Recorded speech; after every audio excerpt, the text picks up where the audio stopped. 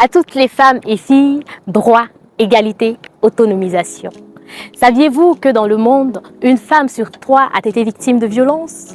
Malgré cela, des femmes du monde entier continuent de briller, de lutter et de s'élever. Pourquoi? Pour la simple raison que la femme, depuis l'aube de l'humanité, a toujours été celle qui porte la vie, celle qui nourrit et protège.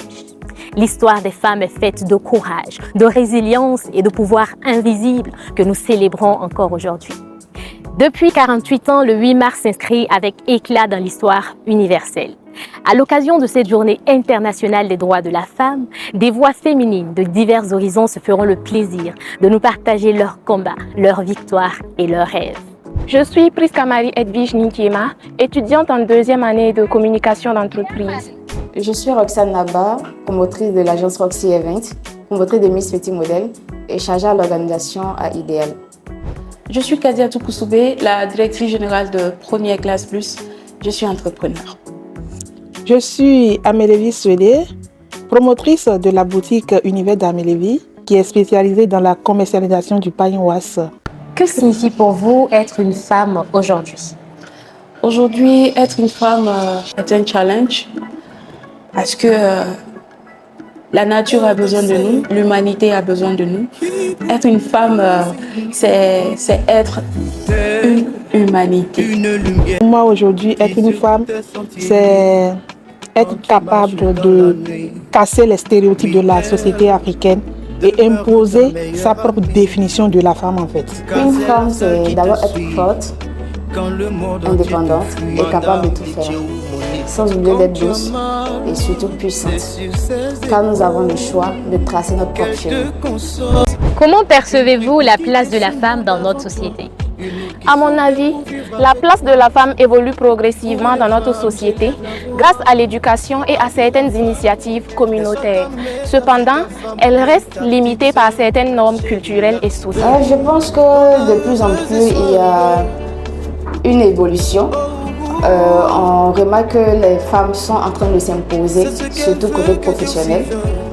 Il y a plus de domaines dans lesquels on voit plus de femmes de nos jours. Qu'autrefois, ce n'était pas possible. La femme, aujourd'hui, dans la société africaine, a compris qu'elle n'a pas qu'un seul rôle à jouer, donc qu'elle est devenue un élément incontournable dans le processus du changement.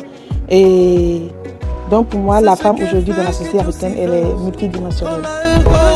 En tant que femme, vous avez été confrontée à d'énormes défis en alliant vie personnelle et professionnelle. Comment avez-vous réussi à relever ces défis? La femme, quelle qu'elle soit, malgré la place qu'elle occupe, elle doit être une mère, elle doit être une femme au foyer et en même temps occuper une place importante au sein de la société. Être femme, c'est déjà un poids et nous avons toutes été confrontées à des défis. Et pour pouvoir surmonter ces défis-là, moi, il m'a fallu du courage, de l'empathie, de la résilience surtout. Que représente le 8 mars pour vous? Est-ce un moment de célébration ou encore un appel à l'action? Pour moi, le 8 mars, c'est un moment pour chaque femme de prendre une décision concrète, pour chaque gouvernement de prendre une décision concrète dans l'intérêt de la femme.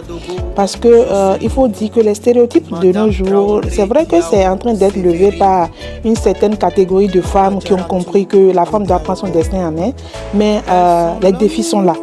Donc le 8 mars, pour moi, c'est une occasion pour la femme de non seulement réfléchir, mais de poser une action concrète qui quand même apporte un de plus à son évolution. Le 8 mars représente pour moi une journée très importante car elle nous permet de nous remémorer toutes ces femmes qui se sont battues pour que les droits de la femme soient une réalité aujourd'hui. Alors pour moi, le 8 mars est à prendre sur 2 volets. Pour ces femmes qui ont réussi, je pense qu'elles méritent de célébrer leur victoire.